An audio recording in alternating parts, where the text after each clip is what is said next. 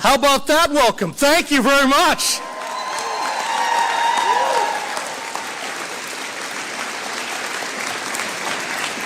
Let me start by ensuring that everyone in this room, let's give the warmest West Virginia welcome to HHS Secretary Robert F. Kennedy, Jr.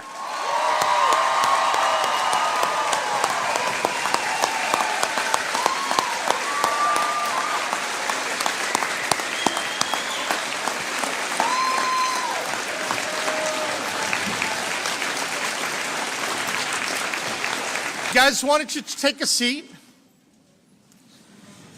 I want to thank everyone so much for being here. I want to thank all of the elected officials. I want to thank our wonderful First Lady of the state of West Virginia, Denise. I want to thank the leaders of the MAHA movement in West Virginia.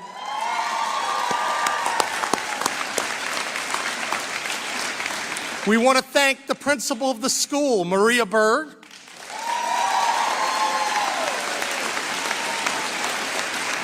Our secretaries of Health and Human Services, Dr. Arvind Singh and Alex Mayer.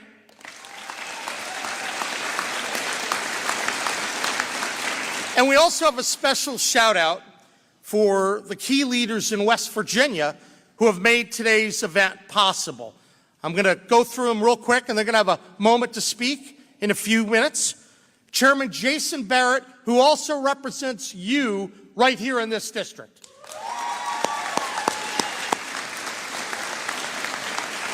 We have Chairman Evan Worrell. Oh, there you go. I'm sorry. By the way, I want to note that Summer Barrett, who's married to Jason, she's a MAHA mom.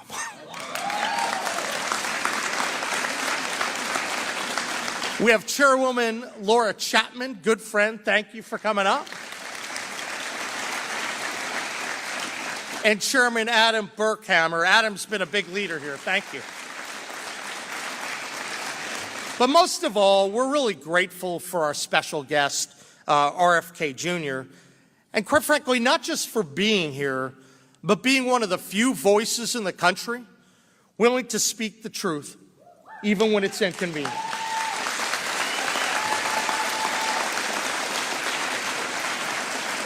Now, we're here today to talk about some very serious issues impacting West Virginia and our country. And there's no way around it. West Virginia ranks at the bottom of many public health metrics. We lead most of the country in obesity stats, heart disease, diabetes.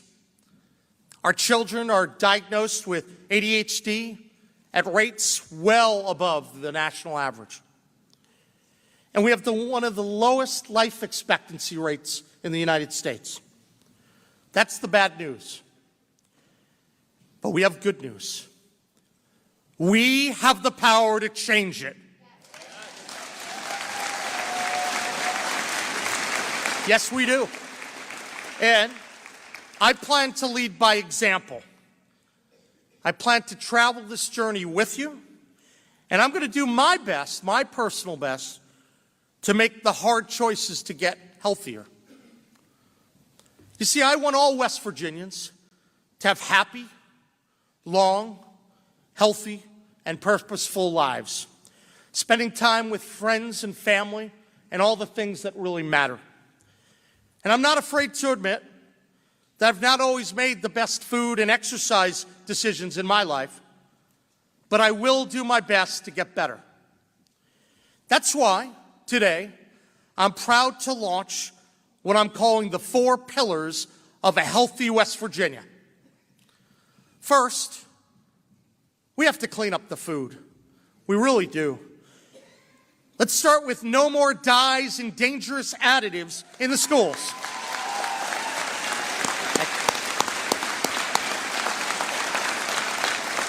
We know that studies show that can lead to issues with hormones and hyperactivity and learning challenges for our kids and even cancer. Our kids deserve better, and now they're going to get it. You deserve that. That's why, earlier this week, we took the first step to remove those harmful dyes from school nutritional programs and food items throughout the state.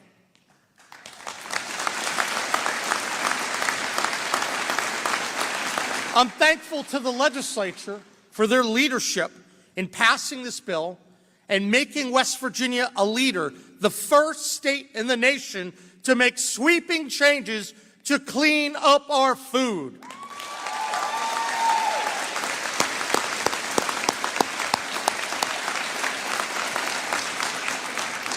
I'm hopeful that this new law is going to lead to a broader national discussion and FDA action so we can have more consistent policies across the nation. I'll start with our second pillar, find purpose, find health. Throughout all of our 55 counties, I want all West Virginians to find a purpose that helps them spring out of bed in the morning and helps them lead healthy and purposeful lives. As the state with the lowest workforce participation rate in the country, one of my priorities has been getting West Virginians back to work. Yep.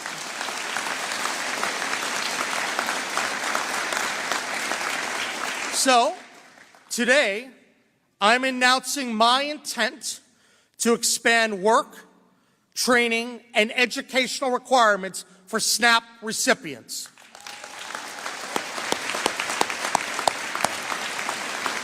You know, I think we can all agree, work is good, work is moral, and it helps us to be stronger in the mind and the body, and we need more of that right here in West Virginia. Outside of limited exceptions, if you have the ability to work, you should. Pillar 3, move your body, change your life. I think all of us know the benefits of exercise, not only for our physical health, but for our mental and spiritual well-being as well. Now look, I stand before you today. I'm not pretending to be a fitness guru, certainly not the way it may have been 30, 40 years ago. But I have asked Secretary Kennedy to be my personal trainer. And he hasn't said yes yet, but I think he's sizing me up as a major renovation project. You know, unfortunately, most of us don't get the exercise we need, myself included. But in order for us to get healthy and start to move the needle in terms of where we rank in many of the public health metrics, we all, as a state, must start exercising more now.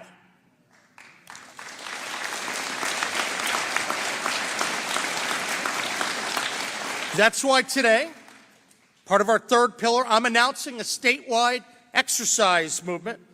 We're going to call it the Mountaineer Mile. I'm challenging every West Virginian to get out and walk at least 1 mile per day. As governor, I understand that I need to do this as well and start shedding the pounds. So in the future, you might start seeing me walking around the Capitol complex a little bit longer. You might see me in many of our amazing state parks. Plug for our state parks, best in the country, right? And you also might see me doing more walking closer to home in the Eastern Panhandle.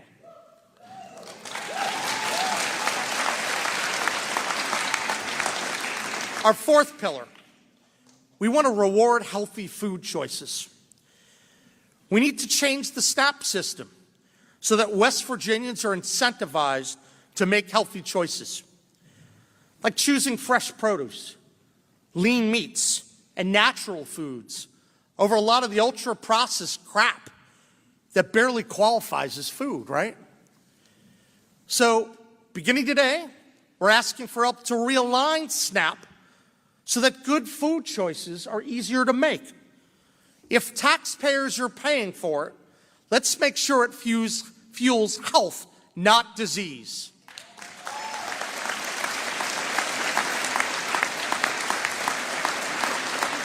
But, and I'm being serious about this is not about judging someone's grocery cart. It really isn't.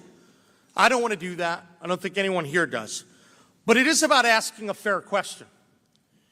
Is the SNAP program doing what it was supposed to do? You see, SNAP stands for Supplemental Nutrition Assistance Program. That N is for nutrition. It's not for nonsense. If the law says the program is meant to help people get a more nutritious diet, then that should be the standard. Why should hard-earned federal and state tax dollars be allowed to ignore nutrition? Taxpayer dollars should be targeted toward nutritious foods.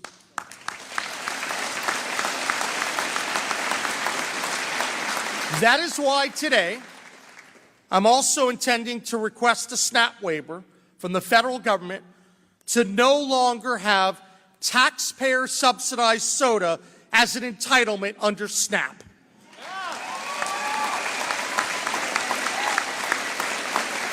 We're also going to be incentivizing healthy bundles and other food choices that can help people access and eat better foods, healthier foods. That healthy bundle and other programs, that's going to expand access to healthy food choices in this area and all 55 counties in the state. Quite frankly, I think we can do it, and we can also even save money, federal money at the same time. I'm eager to work with you and the entire Trump administration on that. Making America healthy again and West Virginia healthy again, that's not just a slogan. That's going to be our mission. And here in the Mountain State, we are leading the charge. And that's because in West Virginia, we're not just climbing the mountains, we're moving them. Let the rest of the country take note. We're cleaning up our food, we're lifting up our families, where tax dollars are involved, we're incentivizing consumption of healthier foods, we're respecting the dignity of work, and we're living up to our name. Wild and wonderful, and now, a healthier West Virginia.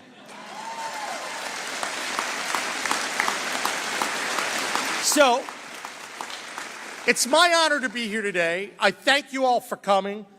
God bless you. Now, I'm going to take a moment and get ready to turn this over to his fine gentleman next to me. And I want to recognize someone who, quite frankly, has become one of the most talked about, most vilified men in America. You should be proud, Mr. Secretary, because I am of you. Because when the bureaucracy gets nervous, it sees real change coming.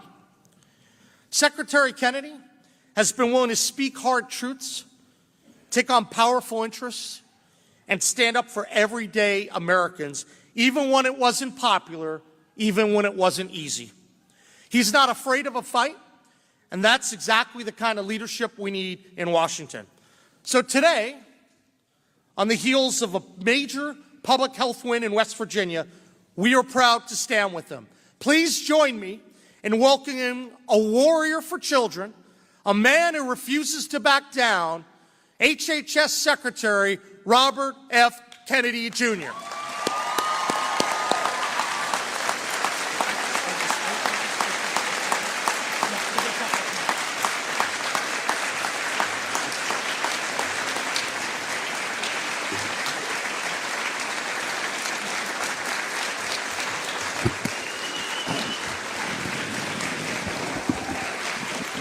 Thank you, everybody.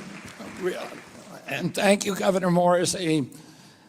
I'm very, very happy to be here at St. Joseph's, and I'm really happy to be here in West Virginia. I just want to say a few words about West Virginia, because West Virginia is a state that holds a special place in the hearts of every Kennedy.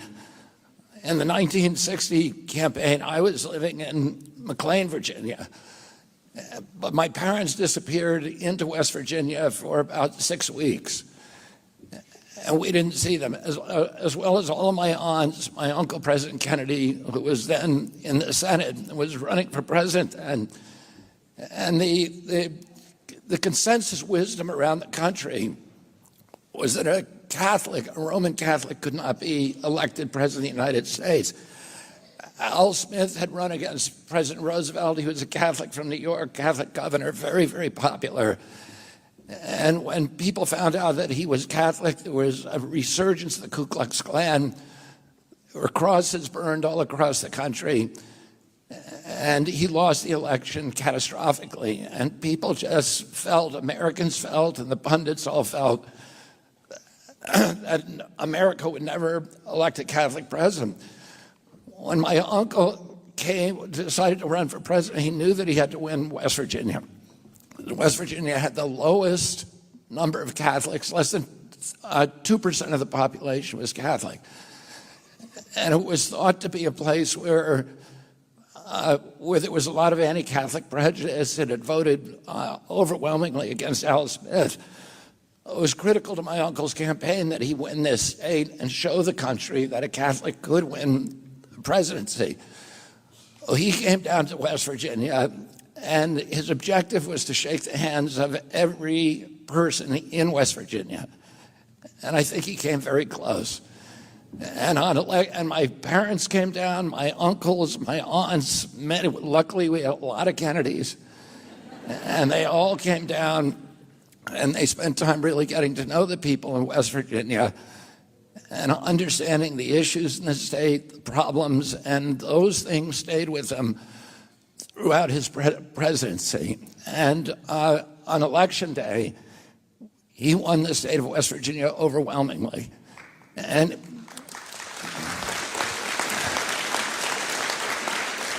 during his presidency, he always believed that he would not be president if he had not won this state. And he never forgot that relationship and that bond that he had formed and that so many members of my family had formed with the people in the state, the affection and the warmth with which they were greeted and embraced. And it's something that now, 70 years later, everybody in our family has this very, very strong affection and bond to this state. And I've been lucky enough that I've been able to spend a lot of my career doing work in this state, in the mining country, and trying to end pollution and give people a chance to live healthier lives. I want to thank Governor Morrisey for his visionary leadership. I got to know Governor Morrisey early in the transition. We were both down in Palm Beach working on the transition in Mar-a-Lago. And we were both invited to stay during that time at Dr. Oz's house. And I said to Governor Morrisey the first time I saw him, I said, "You look like you ate Governor Morrisey." And there was a lot of talk about getting healthy again, and I'm very happy that he's invited me to be his personal trainer. And I am going to put him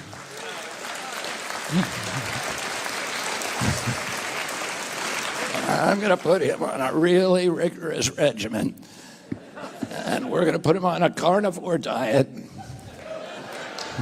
We're going to make him raise your hand if you want Governor Morrisey to do a public weigh-in once a month.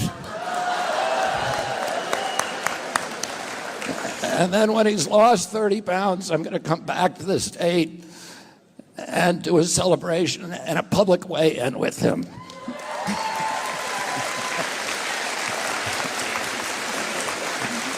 You're welcome, Denise. We, a little more than I bargained for. You left me an open door. So anyway, we have a public health crisis in this country, and unfortunately, West Virginia is leading the way. It's the highest obesity rate of any state in our country. This year, you pulled ahead of Mississippi. It has the highest rate of chronic disease in the country. And so I'm very, very grateful to Governor Morrisey for his visionary leadership in getting West Virginia to lead the way in transitioning off of processed foods. When my uncle was president, 3% of Americans had chronic disease. We spent zero on chronic disease in this country, zero. There was no medications for it. Today, we spend $1.3 trillion on chronic disease every year. It's about 90% of our healthcare budget.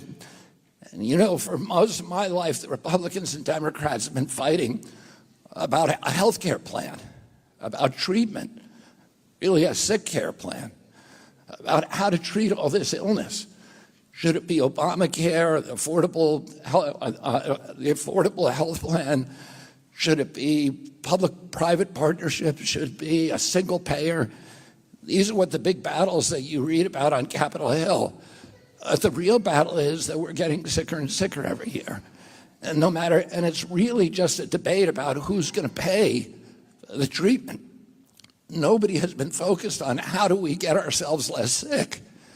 And it's like moving deck chairs around on the Titanic.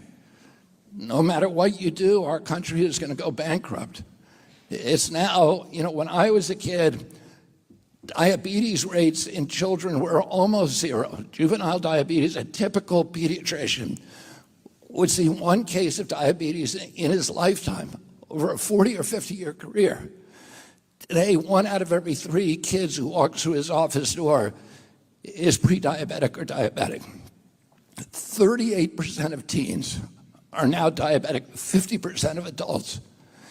A few years ago, it's not a mystery about where this is coming from. 20 years ago, there was no diabetes in China. Today, 50% of the population is diabetic. Why is that? They built 20,000 fast food joints in China and started selling American processed food. And it is costing us, we are now paying more just for diabetes, mitochondrial dysfunction, than we are for our military. And, you know, financially, it is bankrupting our country. We're now spending more to service our debt, and the biggest piece of that debt is coming from healthcare. We're now paying more to service it than we are for our military budget. Within about 10 years, if we continue on this trajectory, 50 cents out of every tax dollar that you pay to the federal government is going to go to servicing the debt. Within 15 years, 100%. It's not sustainable. It's existential. If you love our country, you got to take care of yourselves. President Trump said that he wants to make America healthy again, but he wants to make it strong again. We cannot have a strong country if we have sick citizens. President Trump says that he wants to restore the American dream. But a person who is healthy has 1,000 dreams. A person who is sick has only one. And there is 60% of our country now that has only one dream, which is to get better. And we need to give them a pathway to doing that. And the pathway is through food. Food is medicine. It treats us in different ways, and it treats our health. It treats our mental health. There was a recent study that showed that when they switched the diet in prisons, that violence went down to a whole food diet. That violence went down by about 70%.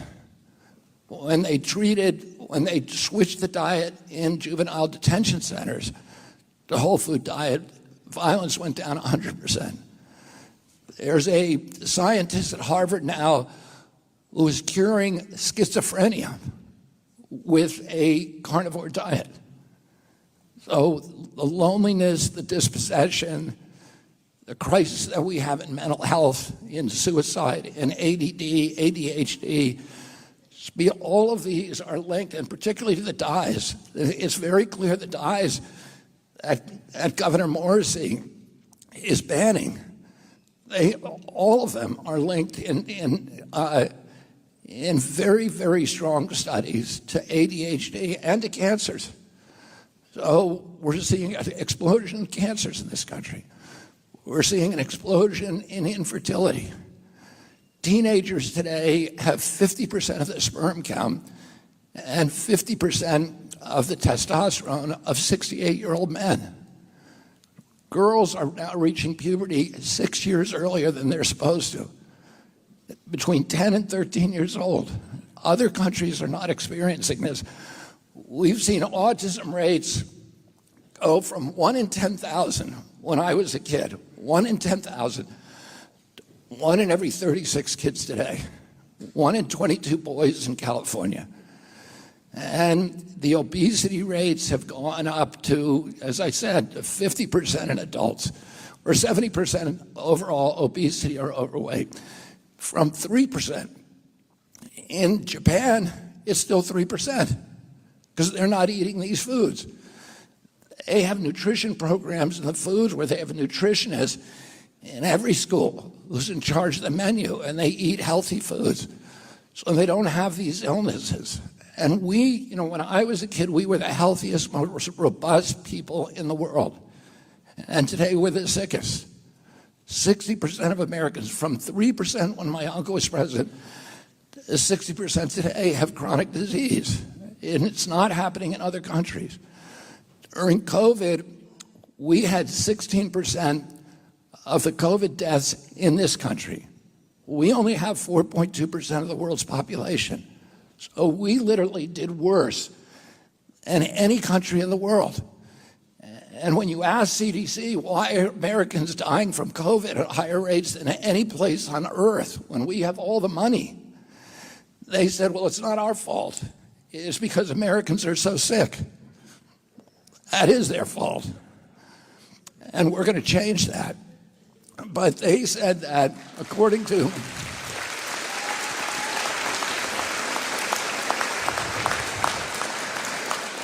CDC, the average American who died from COVID had 3.8 chronic diseases. So they had diabetes, they had obesity, and maybe asthma and one other thing. And it was the chronic disease really that was killing them. Healthy kids were not dying. Healthy Americans were not dying of COVID. It was a disease that attacked the sick. And that's true with all infectious diseases.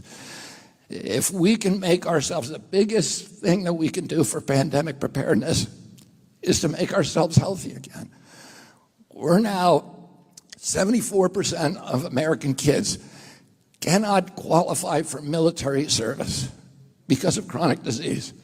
So this is affecting our national security. It's destroying our economy. It is existential for this country.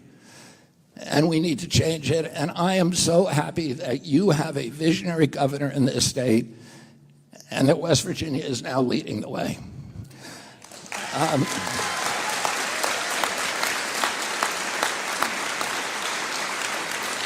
And I want to commend Governor Morrisey not only for his vision, but for his courage, because it's very, very hard. And for these legislatures who are pushing this bill, all of them are getting calls every day from the big soda companies, the sugar soda and the fake food companies.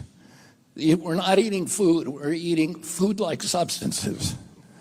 And I'll tell you what happened. I was involved in the tobacco litigation back in the late 1980s. And the tobacco companies were, at that time, the cash-richest companies in the world. But they saw the writing on the wall. They saw that the consumer base was turning against them. People were stopping smoking, and that they were being prosecuted and sued successfully.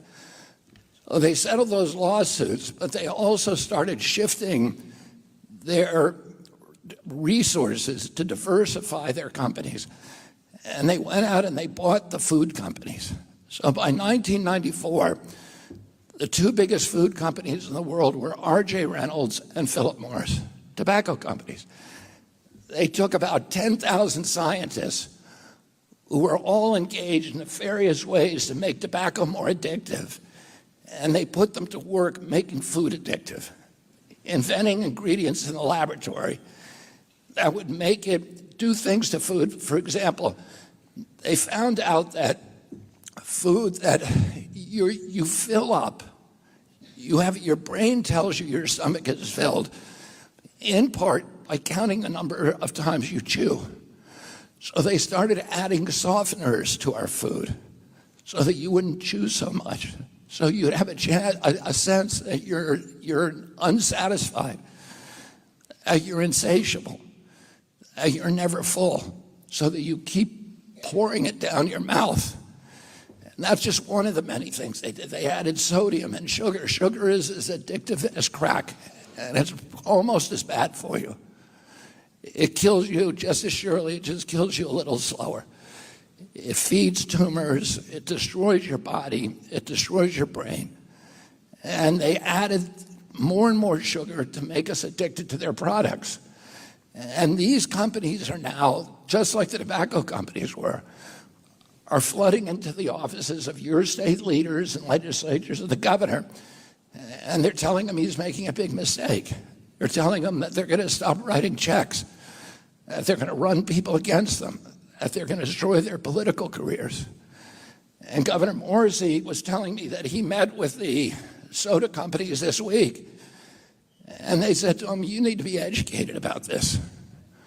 And they said, you know, food stamps is not a nutrition program. He came in with his Diet Coke, and he said, is there anything nutritious in here? And they were like, no, of course not. But food stamps is not a nutrition program. And he said, it's called SNAP, Supplementary Nutrition Assistance Program. It's supposed to be nutrition. It's not supposed to be food-like substances that are actually poisoning us. And so, but it takes a lot of courage to stand up to these companies the same way that it did to stand up to big tobacco. But these men and women, your leaders, Governor Morrisey, is standing up for you. And we all need to stand up for ourselves and take care of ourselves. It's an act of patriotism. If you love this country, you need to start taking care of yourselves. And I also say this, that food companies all came and met with me 2 weeks ago. And they're scared of me, but they're more scared of Governor Morrisey. Because what they said, and the reason they said, well, tell us what you want, and we're going to do it. And they said, but stop these governors from passing these laws, because we don't want a patchwork where West Virginia and California are banning food dyes, and we have to make special products for those states. So they're terrified of this, of what you're doing. And the message that I want to give to the country today and to all the other governors is get in line behind Governor Morrisey and apply for a waiver to my agency, and we're going to give it to you. But that's the way we're going to win this.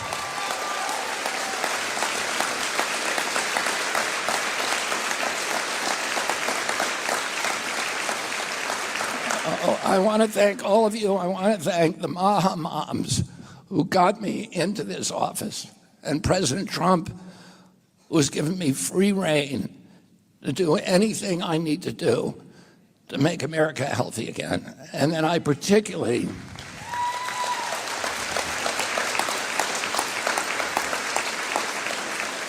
want to thank Governor Morrisey and these legislators for their courage, for their vision, for their willingness to stand up to the most powerful industries in the world, to stand up for the people of West Virginia and set an example, a shining example of the rest of the country. Thank you all very much.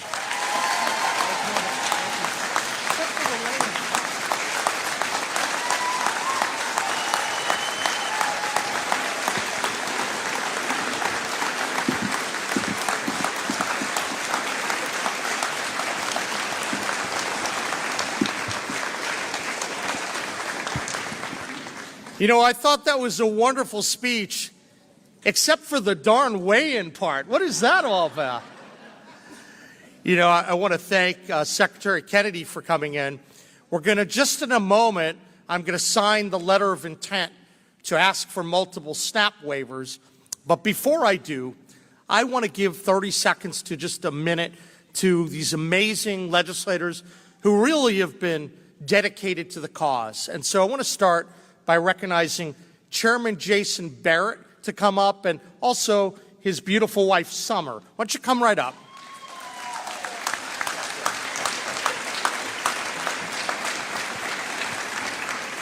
Well, Governor, thank you so much. Appreciate your leadership. And I want everyone in this auditorium here today to understand the job that Governor Morrisey is doing. He is incredibly hands-on. He is in the Capitol working hard every day for the people of West Virginia, and he deserves recognition for that. Secretary Kennedy.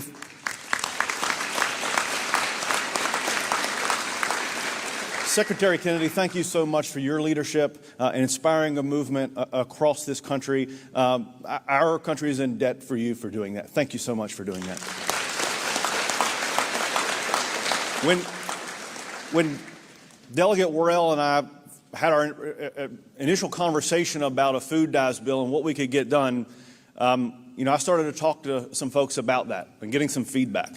And the thing that I heard the most was, Jason, you're going to have to deal with big food and big drink coming after you. And my response to big food and big drink is big deal.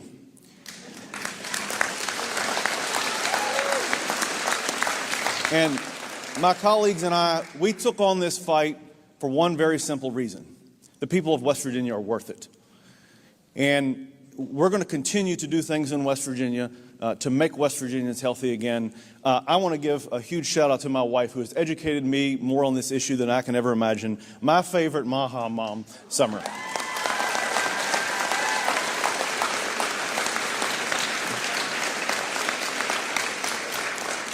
Thank you all so very much, and I can promise you more great things are coming for West Virginia. Thank you.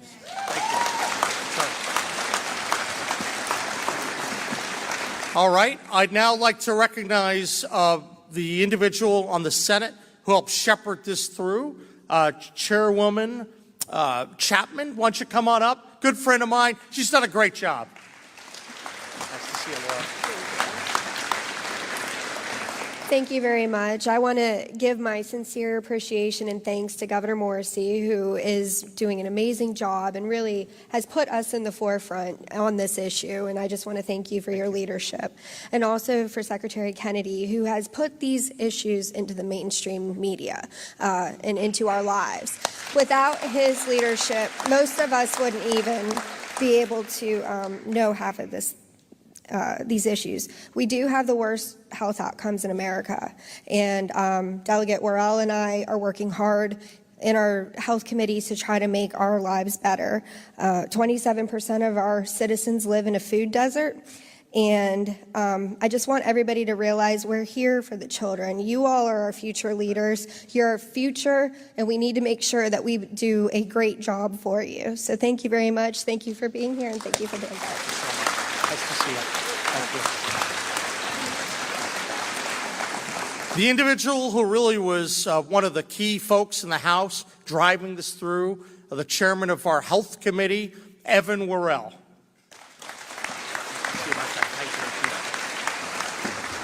Well, thank you. What a great turnout. I want to thank the governor. He is working hard for you and has done a great job so far. We appreciate that, Mr. Governor. And Secretary Kennedy, thank you so much for your visionary leadership. You know, I remember texting you back in January, and I said, when the secretary gets confirmed, because I knew you'd be confirmed, we're going to make West Virginia healthy. And I talked to him about that. But I'm a father of 7 children with an 8th on the way. My wife is 34 weeks pregnant. Yeah, thank you. But I know sincere thankful to her. She's one of the original Maha moms. She just educated me on this as well, just like the senator said. She's taken these things out of our food at home, and she's led the charge here that led me to come here in the West Virginia legislature and do this. And so I promise to you, we're not done. As a House Health Chairman in the West Virginia legislature, we're just getting started. I have a big 4x8 sign in my office that says, make West Virginia healthy, and we intend to do so. Thank you again, Governor, and thank you, Secretary. Thank you. Thank you, Mr. Chairman. And last but certainly not least, Chairman Delegate Adam Burkhammer. Adam, thank you. Well, again, thank you for the opportunity. I do want to, again, appreciate Governor Morrisey's leadership and standing with the legislator, Secretary Kennedy for his federal leadership. But I do want to talk about my colleagues that we were able to get this done. And we did feel an immense pressure. They're in session today, still fighting some good battles. But we stood strong, and we're willing to stand strong for you because we truly do recognize that a strong and prosperous America, a strong and prosperous West Virginia starts with the health of our communities and our families. And so we are just getting started, and we're willing to fight for you, and we believe in what we're doing right here in West Virginia. So thank you. Thank you, Governor. Thank you. All right. So now we're going to move on to a real fun part of the program. I'm going to ask all these wonderful young men and women to come on up. And some folks, we're going to sign our letter of intent to ask for these waivers of SNAP. I'd love folks to come on up, including the legislators, please.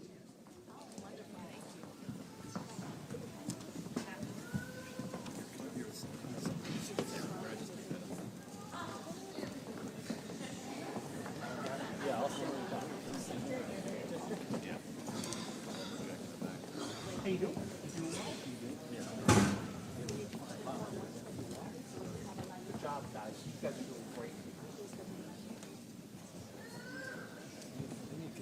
guys having a lot of fun? Pretty cool. You ever seen anything like this? They can keep coming. You guys want to step up a little bit? There's more room over here as well. Keep on coming in. Guys, you can come up right next to me.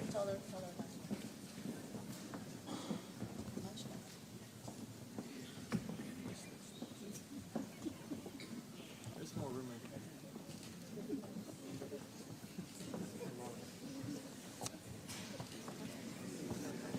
By the way, I think my voice can travel.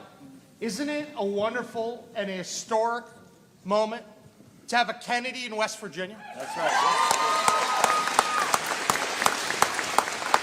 With that, Nice. There we go. Yeah. now,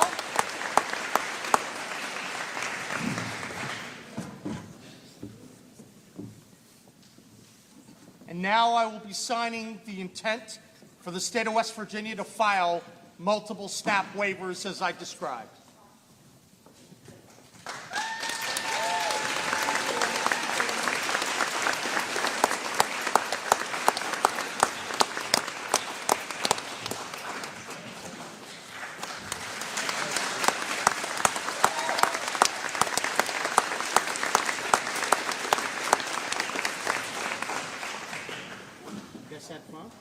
All right. Well, I have some bad news for you. Time to go back to class. Hey, guys, I want to say thank you all for coming today. This has been a wonderful event, and this is just the beginning of a long journey for everyone in West Virginia. I look forward to seeing you all soon. Thanks again, Secretary Kennedy, our legislators, everyone for being here. God bless. We'll see you soon.